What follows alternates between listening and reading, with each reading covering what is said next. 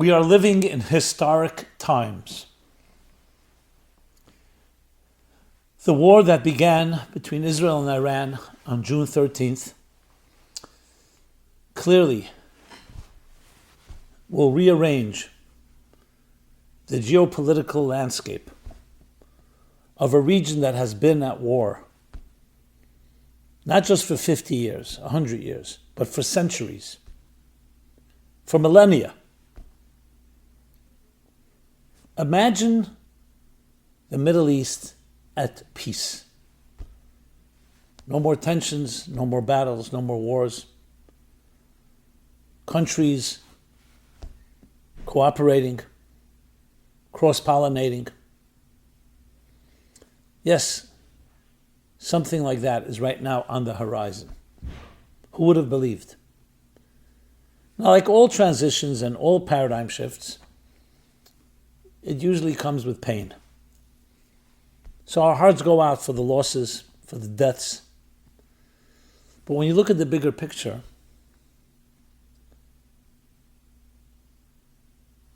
there's so much to look forward to. Eliminating evil, eliminating threats, creates a climate, creates an environment, a fertile environment for growth.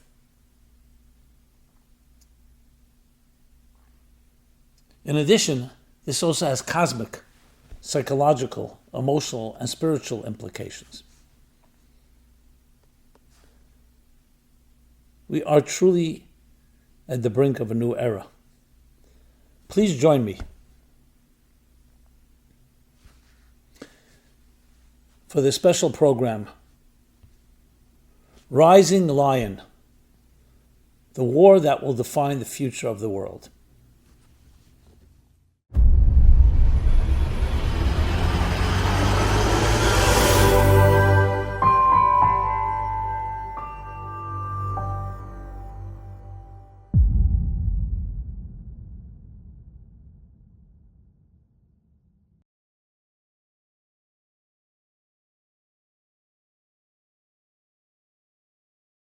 Hi, this is Simon Jacobson, and we will be discussing Rising Lion, the war that will define the future of the world.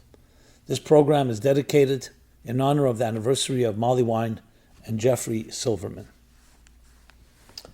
We're living in historical times.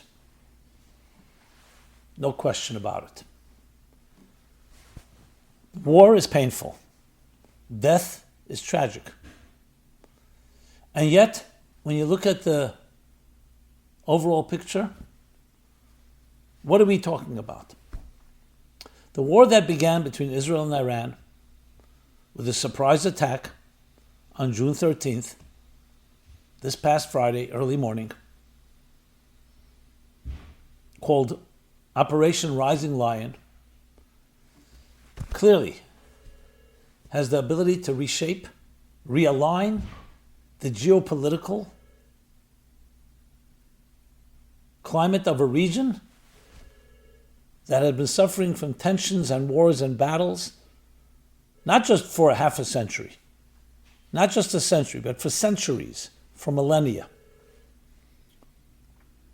Eliminating threats of genocide against Israel, eliminating in general the existential threats that are posed by radical regime like Iran, will literally reshape the entire region and the entire world. Remember, this is a part of the world that exports oil. Imagine a world of peace in the Middle East, total peace. Not just between the Emirates and Bahrain, but all the countries of the Middle East with Israel. What kind of economic, technological opportunities it will offer, and how will it affect the rest of the world? So we're clearly on the threshold of a paradigm shift that's been long in the making, but appears to be coming to a new juncture. And I want to discuss that in detail. Because when you're living through history, you don't always notice it. You don't see the forest from the trees, or see the trees from the forest, however the expression goes, because you're going through the minutia.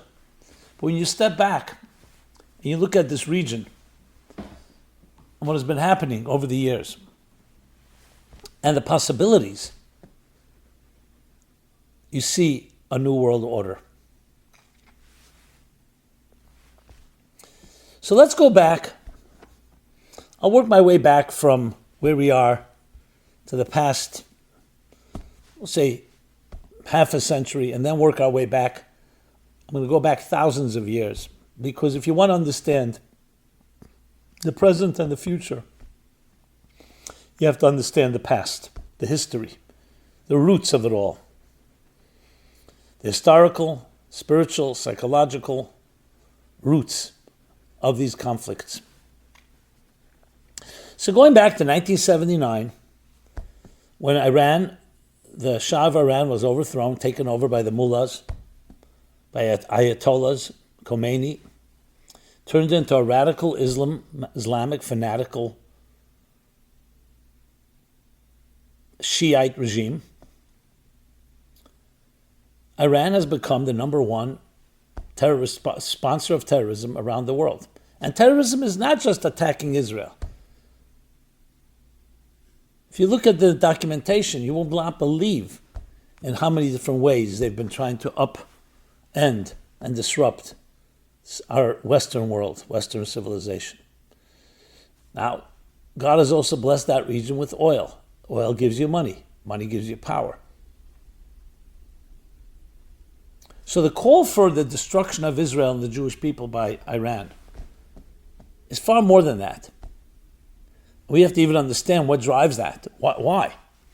Well, like when it came to the Nazis, did we understand why they hated Jews that much? But still, there are ways to analyze it, and we'll discuss that as well. So we're talking about disruption. Besides the Shiite-Sunni battles, Shiites are a minority, but Iran is a Shiite country controlled by Shiites. Saudi Arabia, just for the record, is Sunni. There's also Israel right in between there all. Iran has become the sponsor of Hamas, Hezbollah, the Houthis.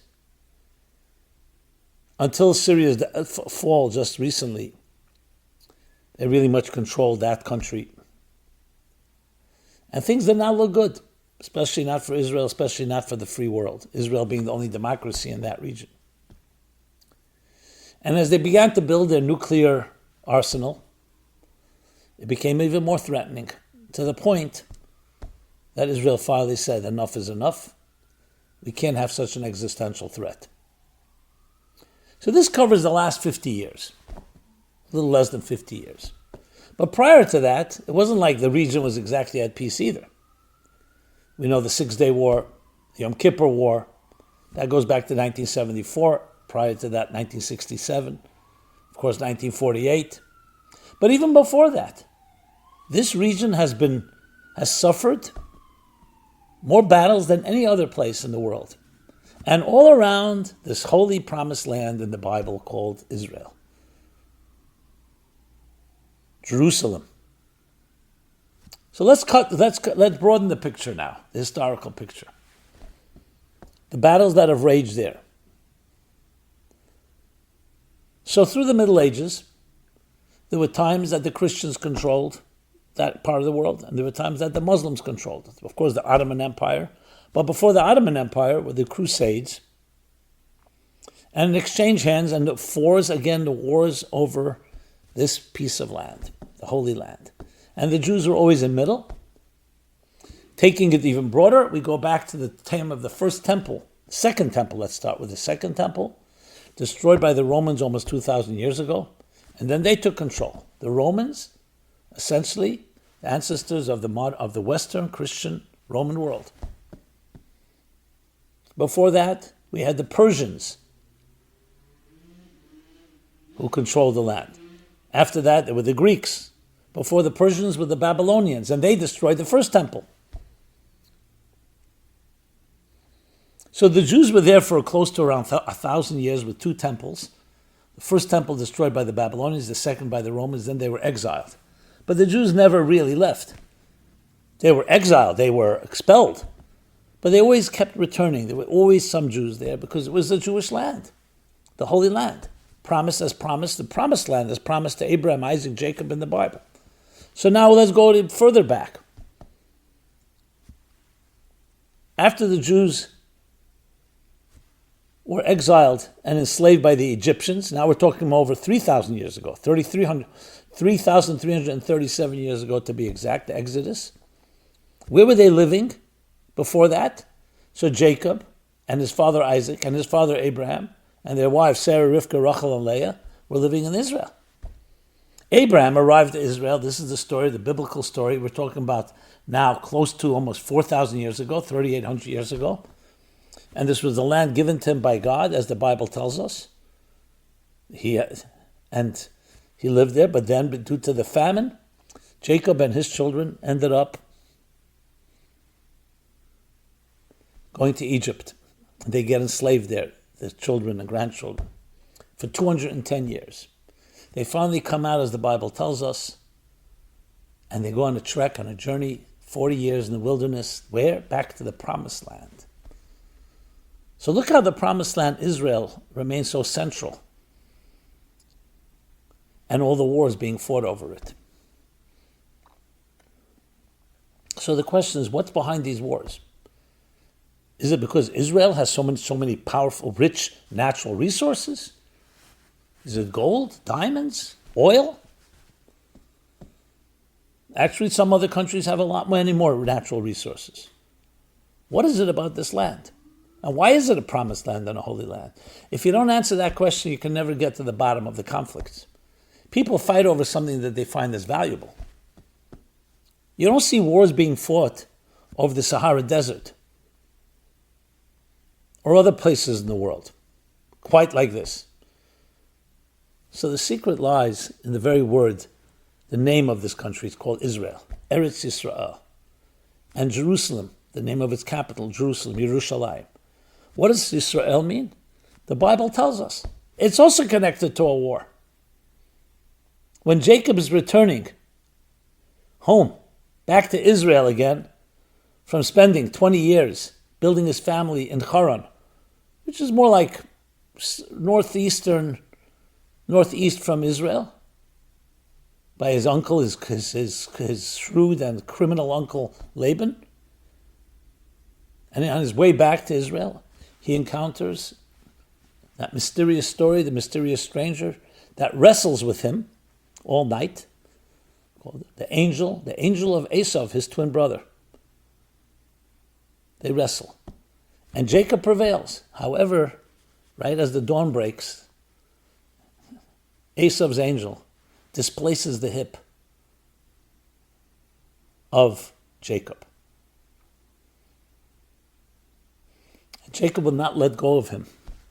He says, let me go. I have to go back to my work. And Jacob says, I will let you go once you bless me. Who's blessing him? His archenemy. And what's the blessing that he gives? He says, what is your name? He says, Jacob. From now on, your name will be Israel, Yisrael.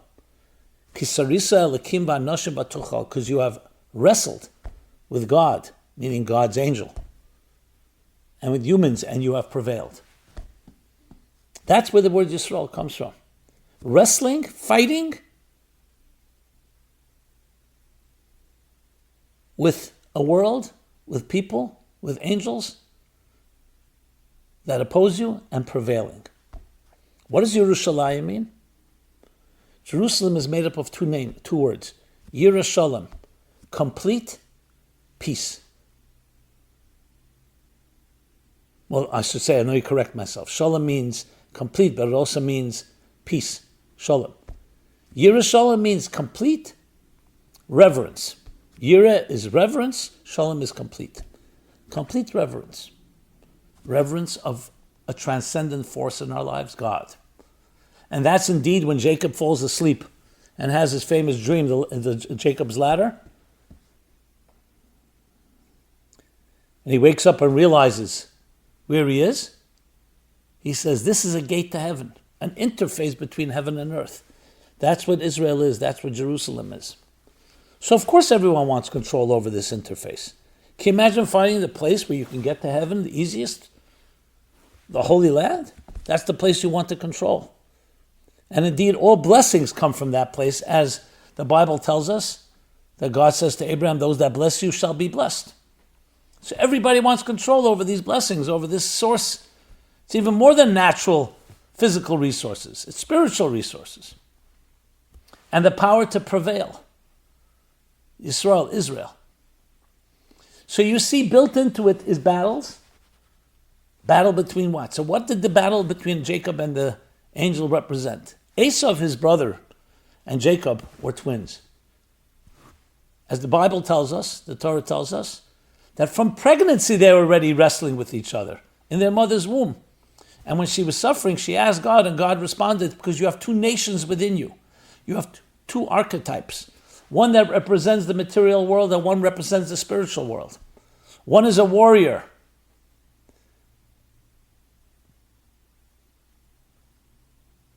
Esau, Ish Melchama, Yedid Sayed, a warrior, an expert hunter. And the other was a scholar. Yaakov was Yeshiv, Ish Tom Yeshiv Ahalim, a pure, sincere, innocent man, spiritual man, who dwelled in the tents, was a scholar. We all have within us a Jacob and an Esau. And they were actually, in reality, two individuals, brothers, twins. Yet they're two different forces, and they're at battle with each other. The war between matter and spirit. The truth is, we need them both. But initially, there is tension between them. And the Torah Jewish approach is to relieve the tension between matter and spirit, between materialism and spirituality, between selfishness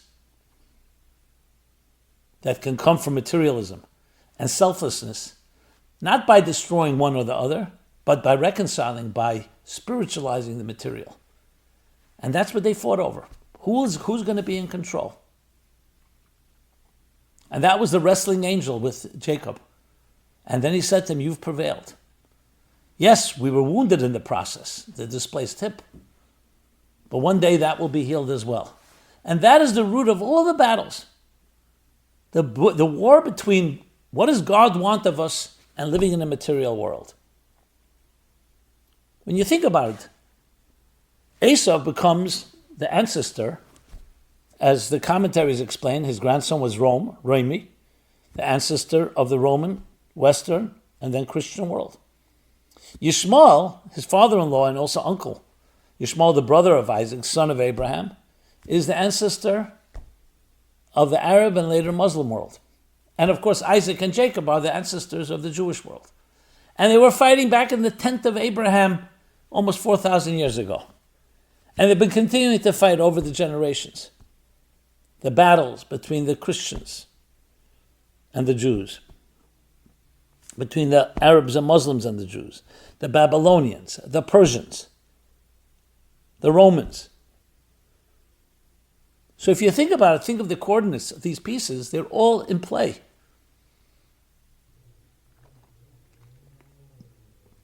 And the question is who and how will we make our peace between God and existence? So Abraham, the father of all nations, he set in motion a whole process, and he said, it's going to be a bit difficult war. However, there are certain methods. Love everyone unconditionally. He prays for infidels. That's why I'm always shocked when I hear Muslim extremists crying, kill the infidels in the West. The great Satan of the United States, the small Satan of Israel. Their grandfather Abraham, I once did a video a while back to my dear brothers, cousins, Muslims, and I asked the question, your grandfather Abraham, what would he say to you when the way you're behaving? Why are you threatening? Why are you attacking? Even if you disagree, find a way to inspire as Abraham did. But Yishmael, the ancestor of the Arab Muslim world, is, as the Bible says, he's a wild man. He has tremendous passion. And being a son of Abraham is driven by religious fervor. But religious fervor can be very dangerous if it's not humbled, if it's not balanced and tempered with a measure of humility. A balance. Because faith in God expects things. We want to create a beautiful world. But when you see a world that, say, opposes that, materialistic world, a decadent world, it's easy to just burn all the enemies. Judaism says no. Abraham says no, you don't burn them, you transform them. And this has been the essence of the Muslim extremism, is that the Jewish people, and for that matter the Christians, you find often they'll talk about the Crusader Zionist conspiracy. Where's that come from?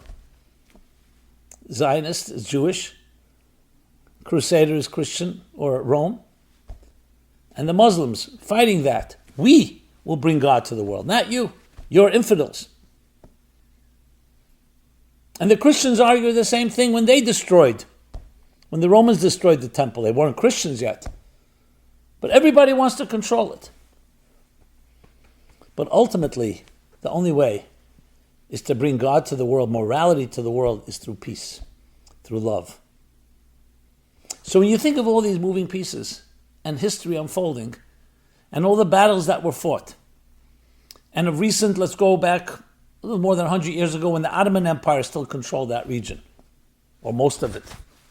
And then the fall of the Ottoman Empire, and the British Empire took over. And then in 1948, the partition with the Jews given control over their piece of land. The wars just continued to rage exactly as they were always there before. It didn't start in 1948, as I just spelled out. And I didn't spell out even half of it, just the main milestones. And all around this country called Eretz Yisrael, the land of Israel, the Holy Land, the interface between heaven and earth, Jerusalem,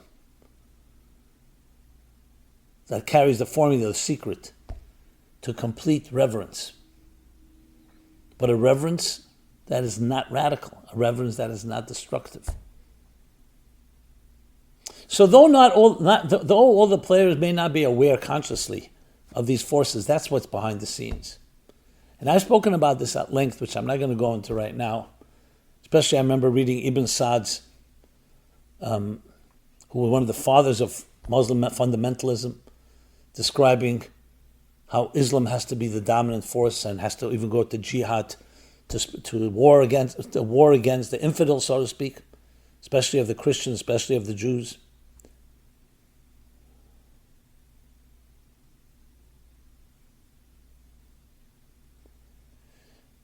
So I'm not going to go into all the details. You can look it up at meaningfullife.com.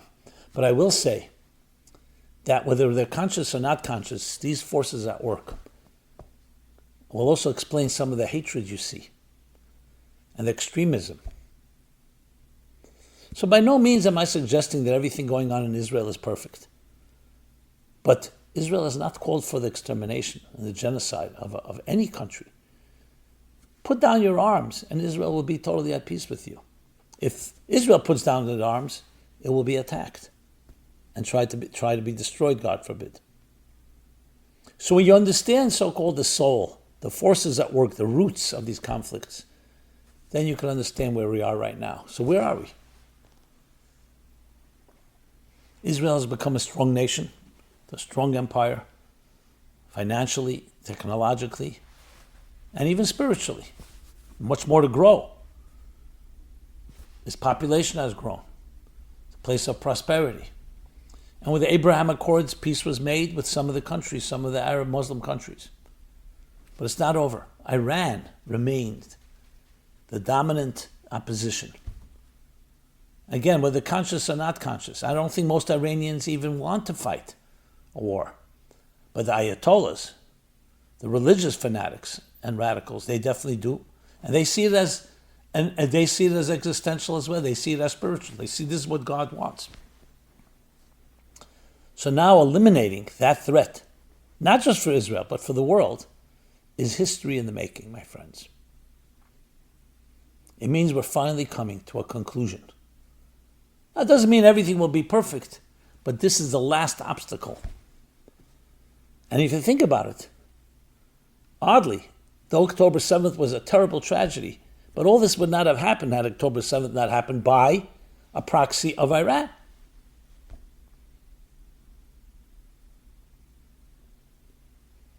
Hamas.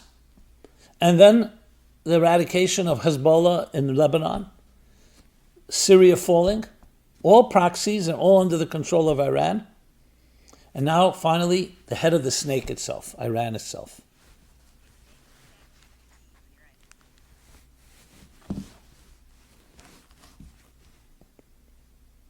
So when you connect the dots, you say to yourself, oh, wow, this can be the final frontier. Not could, will be. Iran will be eradicated as an evil empire. What happens to their regime is going to be up to them. Hopefully, they will learn their lessons and not try to rebuild criminal and violent and destructive arsenals, but they'll make their peace. Lebanon will make its peace with Israel. Syria will make its peace. Saudi Arabia will make its peace. And yes, we are literally at the threshold of a new era. Will it come all smoothly? Nothing comes smoothly, but the trajectory is very clear. So we go back to Abraham. Getting back to Abraham, having Ishmael and Isaac, both children of his. Isaac having Esau and Jacob children. The ultimate experience of Yisrael, that the victory and prevailing of good over selfishness, spiritualizing a material world, experiencing pure and complete reverence, Yerushalayim, Jerusalem, and Yisrael, that the spirit prevails in its battles over materialism, over a physical world. A life of purpose. A life, as Isaiah the prophet says, where there'll be no longer evil and destruction because the world will be filled with divine knowledge as the waters cover the sea. The many prophecies that the swords will be turned into plowshares and the weapons into pruning hooks.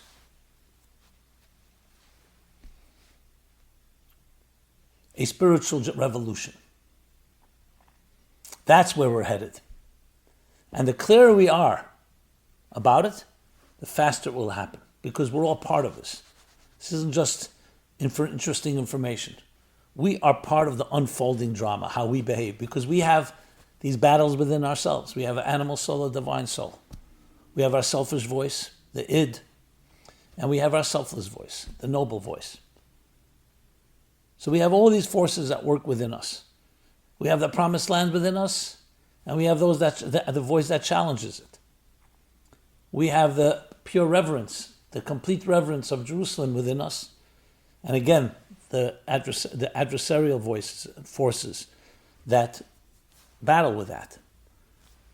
So both on a personal level, on a cosmic level, on a historical level, on a psychological and emotional level, spiritual level, it's all coming to a head. That's how we should look at these events. Obviously, what has to be done on the ground needs to be done on the ground or in the air, but there's a bigger picture emerging.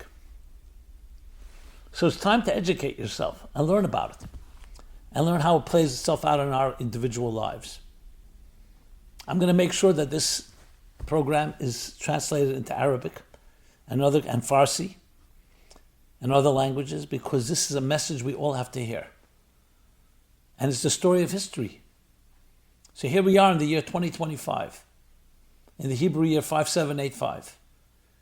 And we literally are seeing with our own eyes the unfolding of a new chapter in history. One that can lead us into a completely glorious future, a messianic age, a utopian age. And I'm not being naive. There's no question that we have that possibility. But we need to implement it. We need to see it clearly. And yes, we have to get through the humps and the challenges that are still ahead of us. So God should protect all the innocent men, women, and children in Israel, all innocent men, women, and children in Iran, and everywhere else in the world. Protect those that are fighting the good cause. And may this victory come quickly, rising lion. A lion represents both things, power and strength. It can be used in the negative. Nebuchadnezzar, the king of Babylon that destroyed the first temple, was compared to a lion. But so is God compared to a lion. And indeed, the Medrash says that the lion that destroyed the temple will be vanquished in the month of the lion, month of Leo, of the saddest month of the Jewish calendar, will be transformed. And it's on condition that the lion called God will rebuild the temple called the lion in the month of the lion. So rising lion, a show of strength and courage in holiness, in sanctity, in good things, a fight with passion for good, to counter the lion of destruction. That's where we are at now. And each of us, as I said, is part of this unfolding story. Iran is Persia of old. The name Persia was changed in the mid-20th century. Persia of old played a tremendous role. Persia was a powerful empire, especially during the time between the first and second temples. The story of Achashverosh, the story of Purim. And indeed, tonight is the 23rd day of the Hebrew month of Sivan, which the book of Esther, the story of Persia of old, tells us is the day when Achashverosh decreed that the Jewish people, Yisrael, will prevail against their enemies that wanted to kill them. They wanted a total genocide, destruction of all Jews, literally like the destruction of all Jews, just like the leaders of Iran called for the destruction of Israel.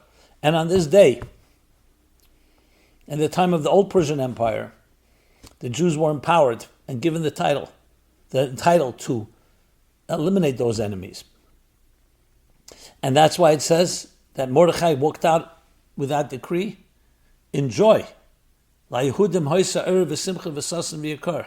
Jewish people had light and joy and jubilation and celebration. And every year on the 23rd of Sivan, this repeats itself. May that be now, immediately.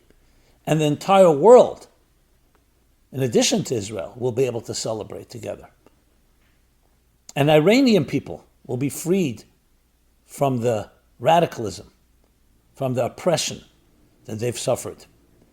And may we all experience this peace in the fullest possible way, with joy. End to all pain and suffering and tragedy. And the beginning of a new era, the era of peace, an era where no more evil and destruction, because the world will be filled with divine knowledge as the waters cover the sea.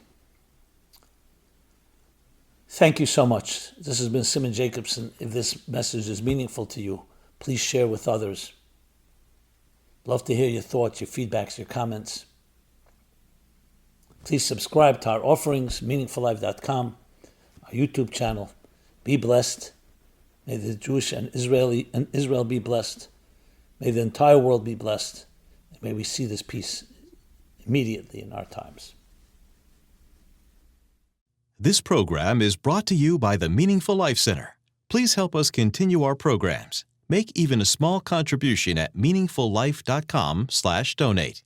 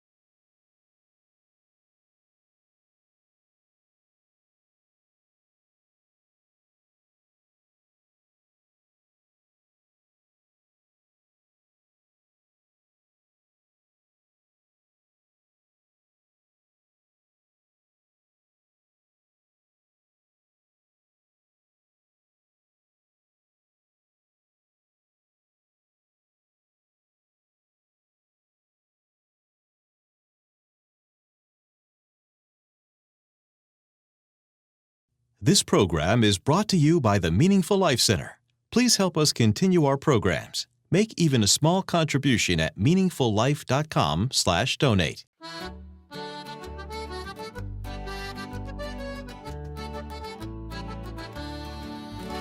Scattamo stanotte, viri come balla, sutta e fanali chi si scidica. Ballamo stanotte, salta come un'anna, chi pettini di luna in sciolla. Gira musica, gira e non si ferma, come una galla do vento aita. Attira con narina, tamburello e abbacia come sua figliola. Scattamo stanotte, viri come balla, sutta e fanali chi si scidica. Ballamo stanotte, salta come un'anna, chi pettini di luna in sciolla.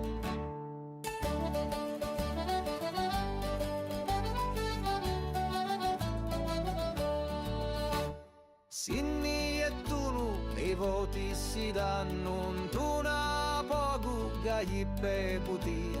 Sinda affettuno, i cappotti russi e si ricordano da notti buona.